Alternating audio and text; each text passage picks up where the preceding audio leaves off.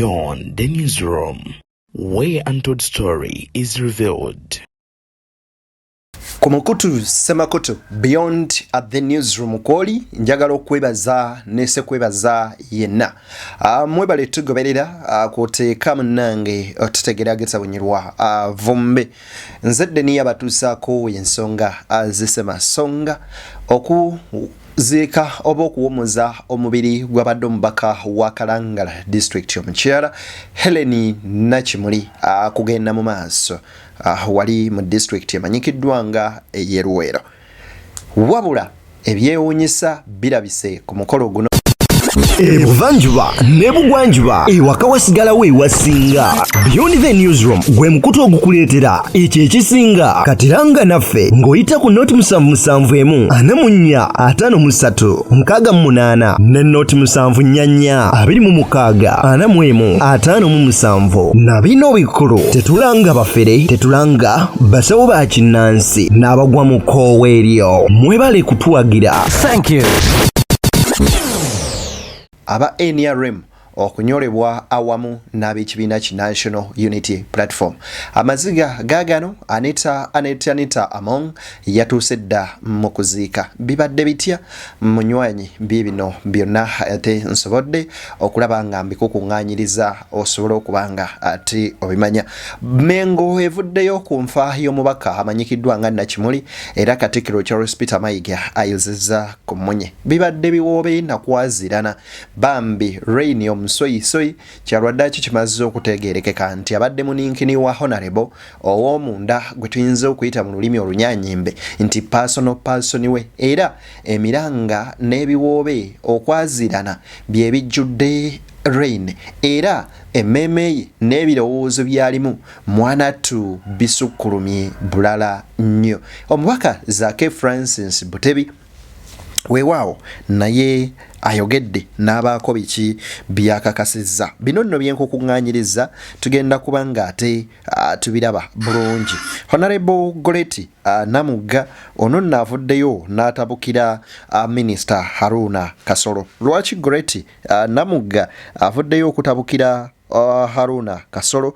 Kiki Kasolo kye yakoze? Wabula ate General Katumba Wamala oyo nno nga ye Minister wa Works and Transport naye bino nno abijunguludde bibadde biki ebyo obulimba obadde buteekeddwa ku National Unity Platform n'abawagizi baayo bannange bano ndowooza ke bagamba nti ebibibikirana kyeka n'ebizibu nabyo bikirana bambi abasibe ba NUP okuva eruzira nga bakulembeddwamu Akirewo Kivumbi bawandiise ebbaluwa oba obubaka obw'okukungubaga nga banyolwa nnyo omubaka abadde omulwanyirizi w'eddembe n'ensonga z'abakyala Helen Nakimuli. Nabagamba nti ekyamazima matuufu Helen Nakimuli alijjukirwa mu byafaayo by'eggwanga lyattu Uganda ebbanga lyonna. Kyokka ku nnamutikwa w'enkuba akedde okufudemba enkyolunaku olwaleero alese Kampala nga y'ennyanja Nalubaale era wali weetaaga bwato kubeera nga abantu basaabala.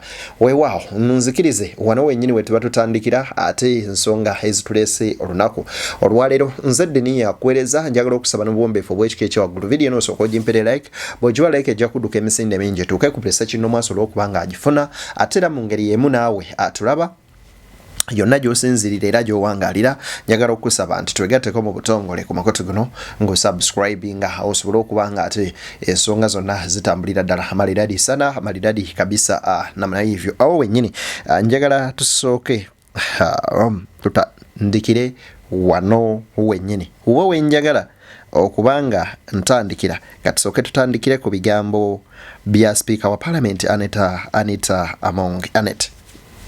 I am going to bury Helen personally. I am a Ugandan. This is our member of Parliament. She's our property. She's our property. Honorable members, I want us to give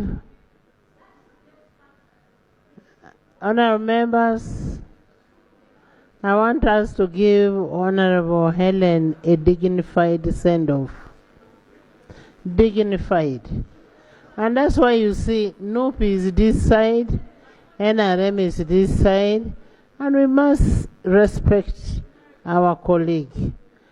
And I pray there is nothing that is going to happen. I am going to be there personally.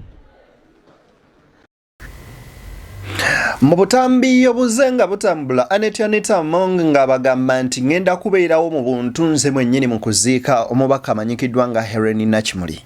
Bino byonna byavudde ku bigambo bya Minisita amanyikiddwa nga Hon Nakasolo bwe yavuddeyo n'ategeeza nti Kalangala waddeyo emivuyo nga tebaganya ba NRM kwogera. Wano nno General Katumba Wamala we yamwanukulidde n'agamba nti ffe Kalangala tuli kimu era teriyo na kimu kyabadde era ne bwolaba ba RDC bonna baayogedde bulungi era ensonga zaabwe ne zituuka. Ye abaffe lwaki neerera ejjanga ate video njirina kansooka njikuwe ate tusobole okuba nga tweyongerayo. Nina obubaka bwange wano bwe njagala naye njagala tubikwate mpola tusobole obitegeera.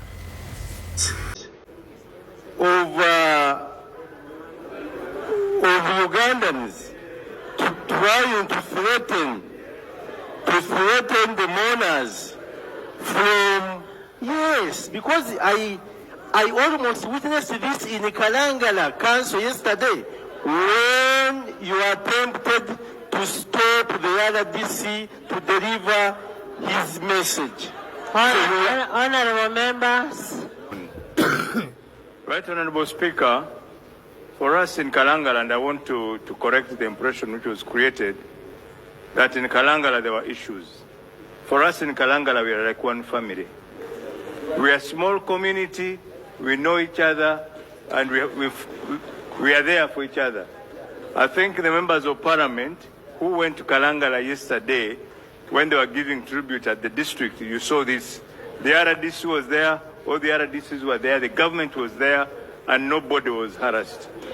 And that's the spirit of Kalangala, and that's how we have been operating in Kalangala. Honorable Kabusuzia, we don't promote, yes, we may have differences in political opinions, but we don't hate each other. And that one, I want it to be corrected. Right, Minister Hon Nakasolo, manyi waliwo abantu nga bali so driven or overdriven by politics. Everything that comes by their way, they just want to take it politically.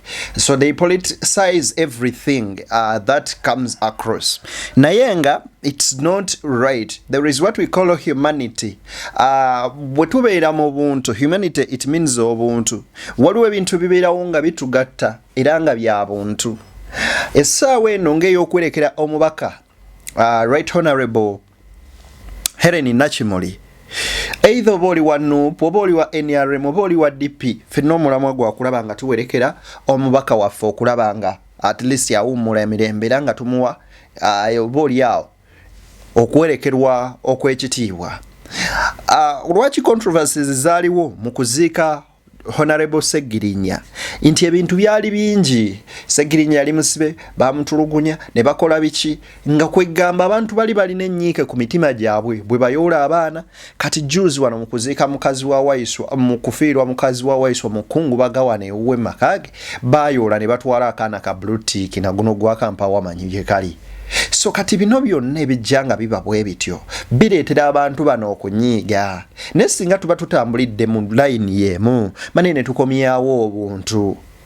Kubanga at the end of the day fenna wano we tugenda okubanga tulaga era nga tuyita. So Hon Nakasolo ate bye yayogeddeko nti wabaddeyo kokola efujjo nga tebaganye ba government kwogera, which is wrong. Nothing that happened in Kalangala because the RDC was granted his time to deliver the message he wanted it to, and even other government officials. All the mourners were respected equally, and that is national unity platform, and it's the gospel that national unity is always spreading or preaching to the nation. Oneness. Katuwuliriza ebigambo bya Namuganga ayanukula. Manyi Namugaba muyita mutasibazi kweya.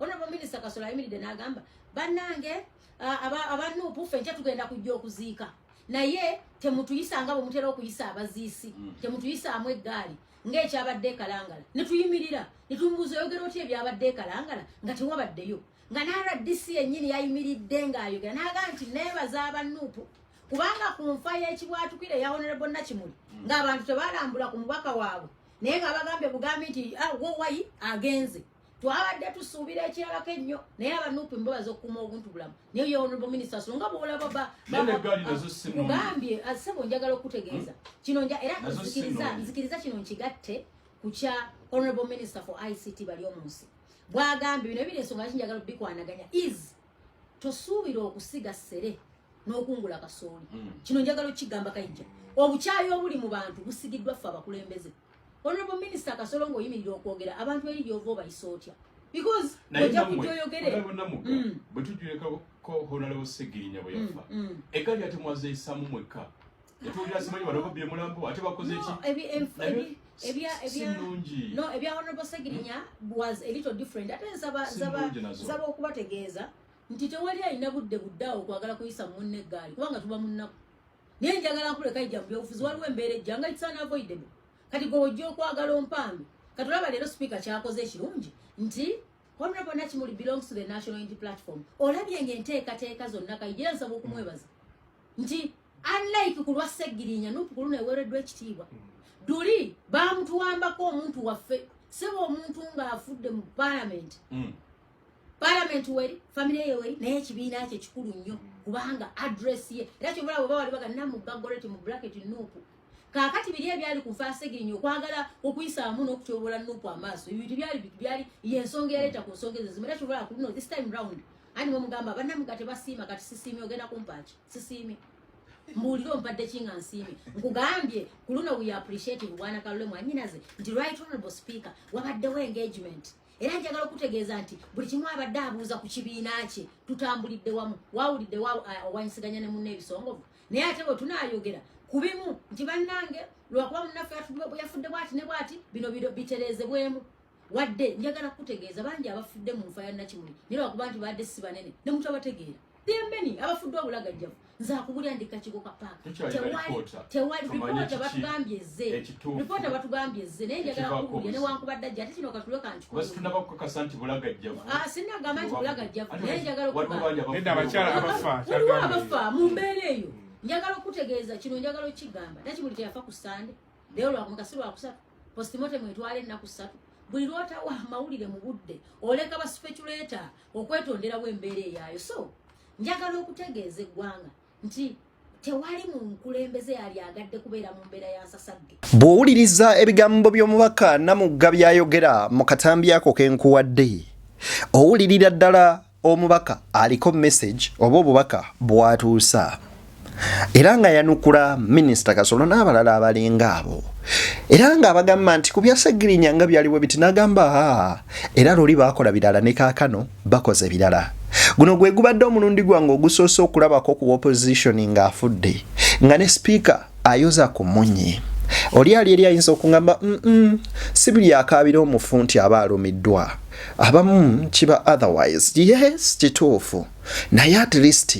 waliwo kali ke tuyita ak'obuntu nze ekyamazima amatuufu ku ssaawa yennyini nga naakafuna amawulire g'okufaga Honorable Nakimuli amasiga gampitamu n'enkaaba naye ng'ekinkaabya Nakimuli not because mbadde nsiibawe not because nti abadde ampa ssente mbusimanya mukubira akadingidi abadde ampa ssente nedda era n'ennaku zenvuddeyokko mu video zange ze mulabye like last yo ku appreciatinga mbadde nga mu appreciatinga according ku ebyo ebirungi by'aba akoze so kati nojjukiramu Nakimuli byabadde akoze nga bikusanyusa nga bisanyusa bina kye bigatta ku ggwanga n'abantu babeekalangala omubaka badde atula mu bantu n'abagamba nti nze siri mubaka w'ekalangala no ndi mubaka wa Uganda era we mbampeereza bannakalangala mbampeereza bannayuganda mwenna bwe nnyimirira n'empagira etteeka nga livvoola abakyala baba bamaama baba bannayuganda bonna bwe nnyimirira n'empagira ekintu ekigenda otulugunya bannayuganda ne we yaviiridde mulamu w'ensi eno ng'ali mu kubeera nga akola nteekateeka yatuuza meeting ng'aba opposition batuule boogere ku tteeka lino libaleeta erya protection of sovereignty a bill erigenda ofuula mwenna bakadaama abali eyabawoza eye bigenda obafuula nga muli bagwira baforeigners oyo yabadde Nakimuli. So Parliament erina okuba ng'emukungubagira ng'ekungubagira omubaka Uganda gwefiiriddwa. Tumufiiriddwa nga Uganda so singa Kalangala.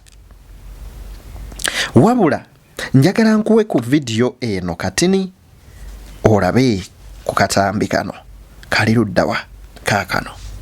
Nina ebigambo bingi mukimanyi naye simanyi bulungi bwe nnyinza kutandika kwogera ku Helen Nakimuli gwe twabadde naye ku bebbalaza ng'ali wano mu ssanduuku.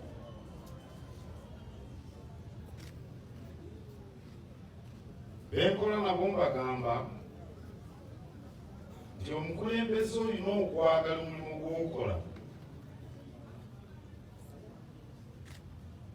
Mu Luzungu kiyita passion. Era ntera okubagamba nti omukulembeze obeera munyiikivu. Mu Luzungu kiyita tenacious.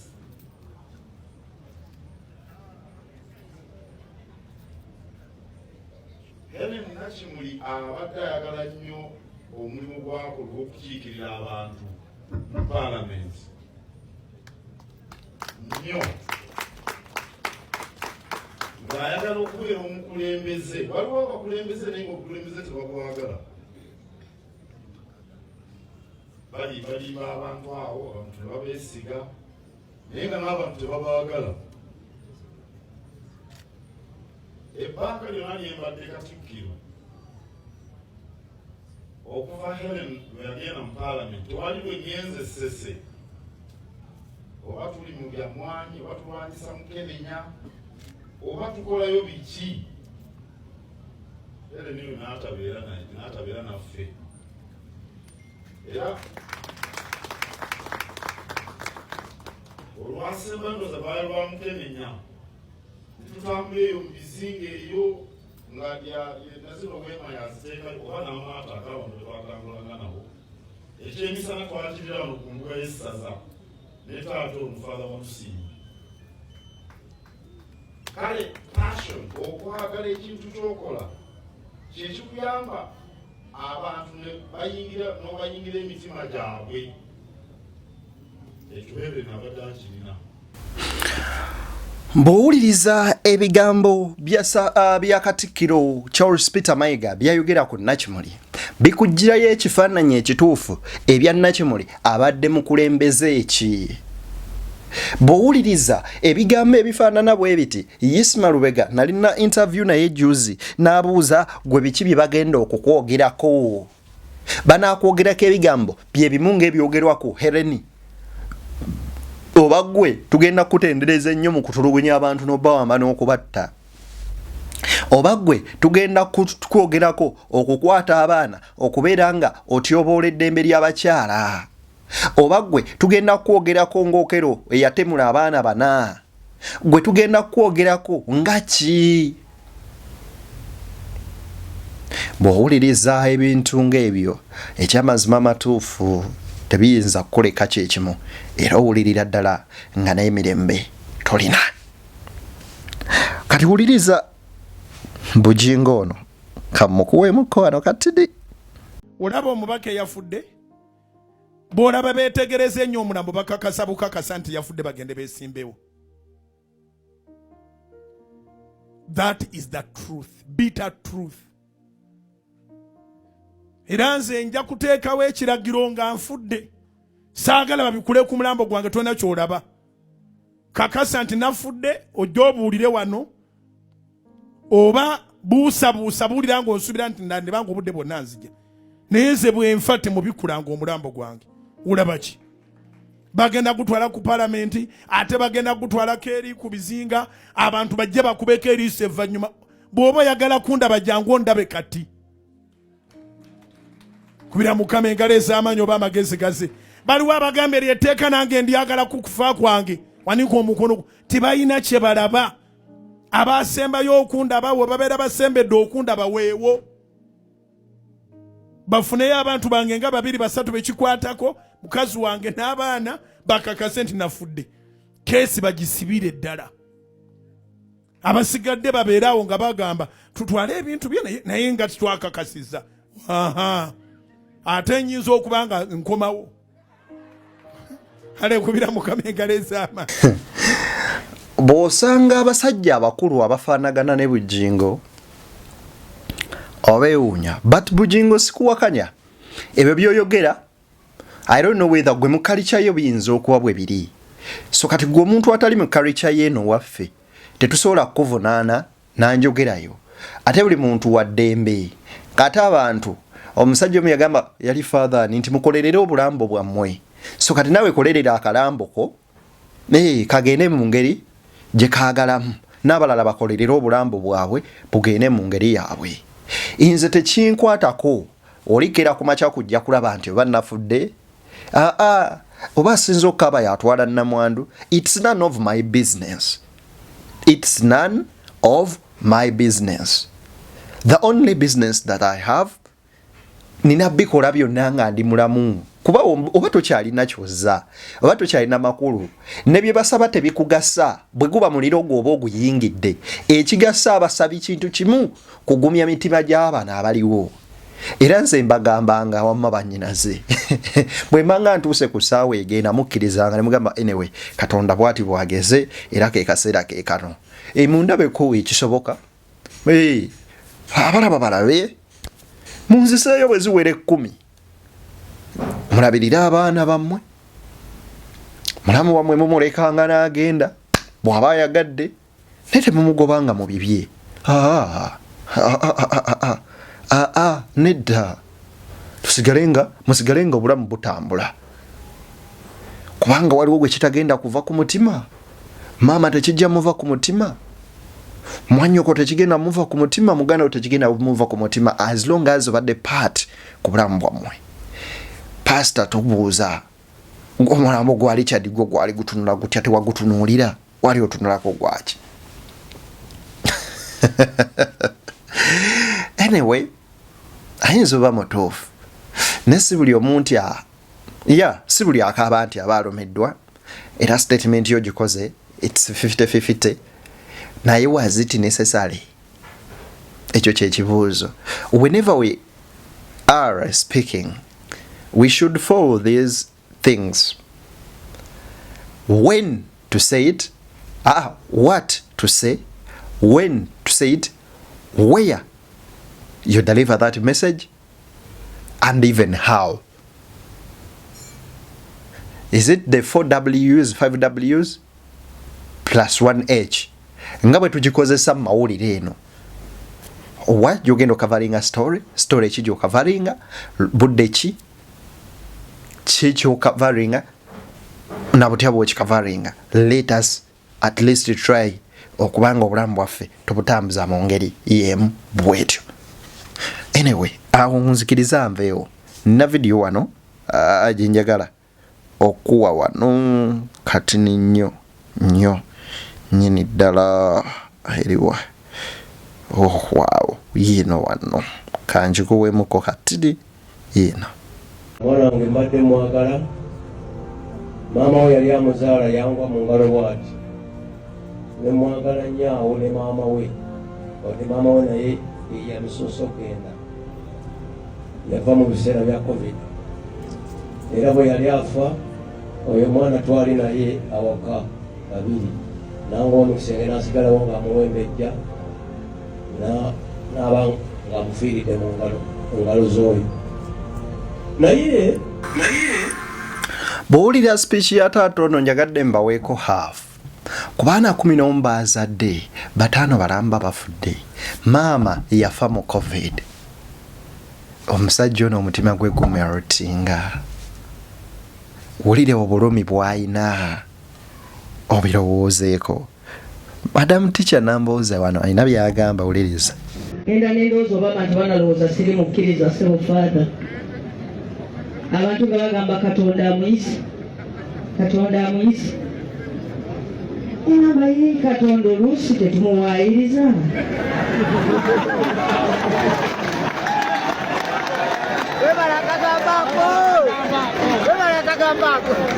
Nga waliwo abantu abalungi baba tuwadde ne tubasindiikiriza bagende gyali n'agamba kale oba temwagala mmuleete era n'agamba Katonda amukoze eki ate Katonda okukuyita Katonda byakola tubisaba nnyo mu nsi muno waliwo gwe tusaba ayite sebo tamuleka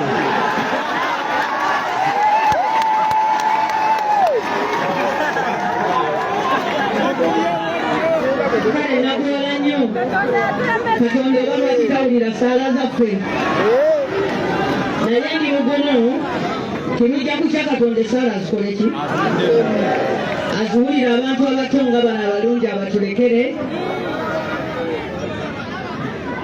Nakimuli wumula mirembe. Mu bantu abazannya ebyobufuzi ono omukyala akaddiye n'embeera ze babiyita Betty Namboze bakireke agambye nti y'olumu agamba naye Katonda abalungi baayita waliwo gwe tusabye ebbanga lyonna Katonda amuyite naye nga Mukama ogaanyi omutwala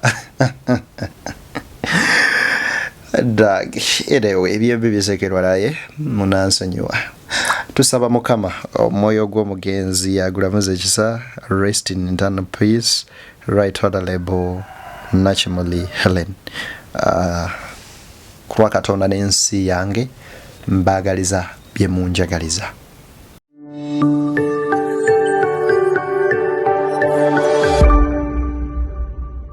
Beyond the newsroom, where untold story is revealed.